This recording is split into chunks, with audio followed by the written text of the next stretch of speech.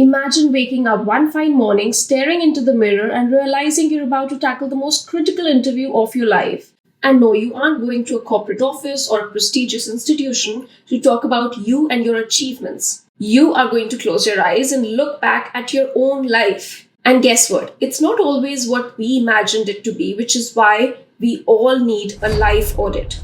Now, this is a bit of a personal story, and I was initially embarrassed to share it at such a public forum, but I guess that's the beauty of YouTube. I see it as an opportunity to be vulnerable to you. So, here it is for you to nitpick. Well, if you have been a subscriber since the beginning, you know that I have been on YouTube for about 5 years, give or take. And while I did not take this too seriously in the beginning, I recently committed to it, promising you for the long haul. But that's not really important. What you are going to listen to now is the why of my decision, but also why you need a life audit. I initially took on YouTube, as we do with any other social media, a little bit of self-expression and a lot of fear of missing out. But like anything we do with no inspired energy, it was extremely draining and unfulfilling. Yet I continued to post consistently for the algorithm, not my audience. I continued to create videos out of compulsion, not passion. And if you're wondering what that looked like, go check the last 3 years of my channel and you will see in my least vulnerable state.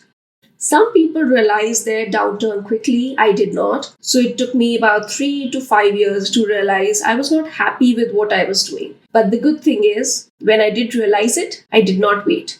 I reached out to a coach and laid out my life story in front of her. What I am going to be sharing next are the learnings from that conversation and with many other coaches, growth strategists, and human experiences of people I surround myself with. And if you heard those last few words carefully, you just found out the most important audit of your life. Audit your circle of people.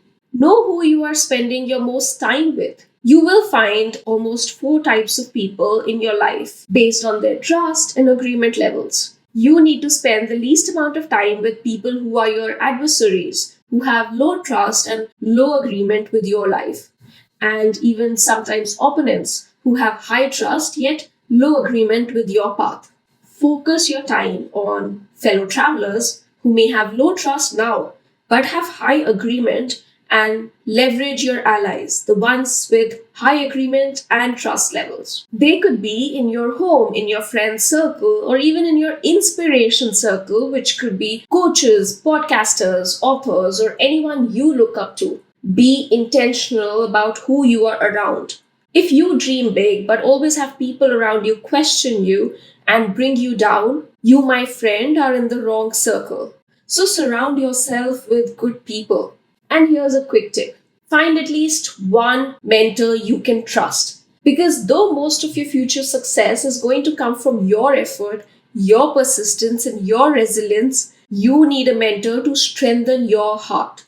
Many times you will want to jump out of bed and get to your passion, but life is rarely straightforward. It will come with its own challenges. And when those difficult moments arise, I want your heart to get the support you need. So find a mentor or a coach you trust and let them make you accountable for your success. Next, audit what you feed your mind. And for this, I suggest you go on a diet.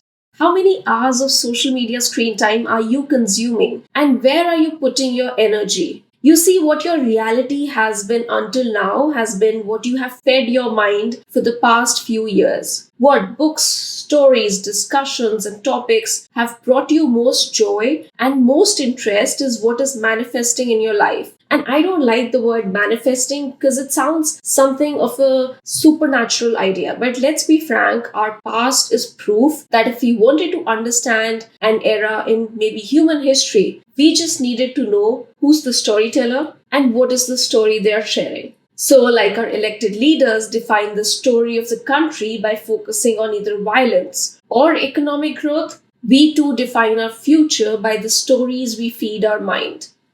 And guess what? We talk to our mind the most. Nobody else, us. So ditch that drama and focus on what is positive for you. And that brings me to the third and the last audit for today, which is audit your relationship with yourself. I said ditch the drama for a reason in the last sentence, so let me clarify. Imagine you're walking on the road and you see a magazine stand with one publication saying the world is a beautiful place. And right next to it, you see another magazine that has the front page news: the biggest celebrity relationship has ended. Which journal are you picking up? I don't have to say it, but most, if not all of us, pick up the second one. And unfortunately, that is exactly what we do with the relationship with ourselves. We pick the drama instead of the growth. When we talk to ourselves, we choose what's wrong. And believe me, what's wrong with you will always be available. But so is what is right with you. If you want to be happy, you need to continuously improve your relationship with yourself. And that means no excuses for what your past has been, or what background you come from, or what makes you who you are. If you are today unwilling to change all that, that is on you. So start to nurture the good thoughts, the good parts of you, and the version of you that you want to be.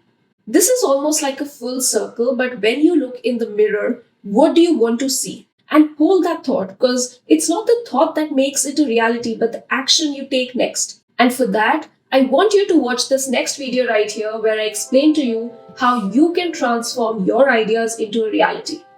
I'll see you there. Bye.